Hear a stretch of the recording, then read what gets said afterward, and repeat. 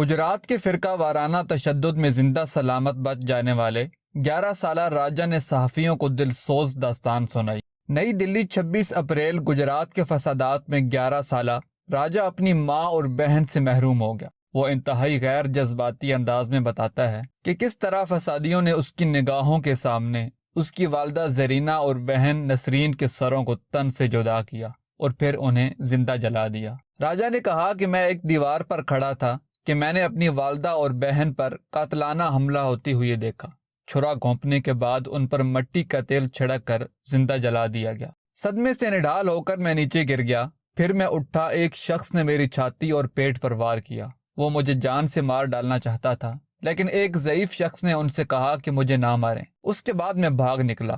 راجہ گجرات کے فرقہ وارانہ تشدد میں زندہ سلامت رہ جانے والے ان 40 افراد میں شامل تھا جسے عوام اور پریس کے سامنے پیش کرنے کے لیے ثقافتی تنظیم سہمت اور دوماہی رسالہ کمیونزم کمبیٹ والے راجدھانی لائے ہیں۔ ایک سابق فوجی ابراہیم بھائی اسلام بھائی بھی یہ بات کرتے ہوئے رو پڑا کہ کس طرح فسادیوں نے ان کے بھائی، چچا اور 2 چچا زاد بھائیوں کو احمد آباد ضلع کے ایک گاؤں میں ہلاک کر دیا۔ ابراہیم کے گھر والے گجرات میں فساد بھڑکتے ہی گاؤں سے بھاگ گئے تھے، لیکن گاؤں کے بڑے بوڑھوں کے سمجھانے پر وہ واپس آ گئے تھے جہاں موت ان کی منتظر تھی۔ اس نے بے بسی سے کہا کہ اب ہم اپنے گاؤں والوں، پولیس اور سرکار پر بھروسہ نہیں کر سکتے، ہم کہاں جائیں گے؟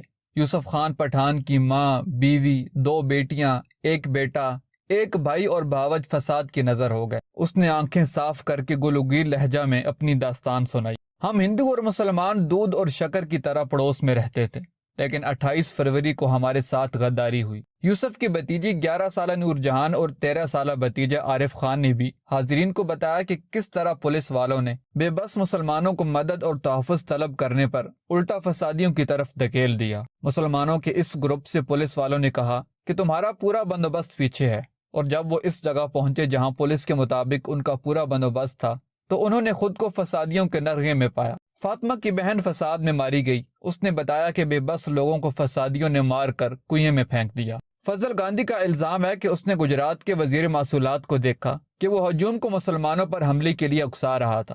انہوں نے کہا، جب میں اس وزیر کے خلاف تھانے میں FIR درج کرانے گیا تو اس کے بعد سے مجھے جان سے مارنے کی دھمکیاں مل رہی ہیں۔ اس کا مکان پہلے ہی جلایا جا چکا ہے۔ اس نے کہا کہ پولیس نے FIR درج نہیں کی، لیکن دھمکیاں مل رہی ہیں۔ تم نے پانڈے کا نام لیا ہے، ہم نے تمہارا گھر جلا دیا، اب تمہیں جلائیں گے۔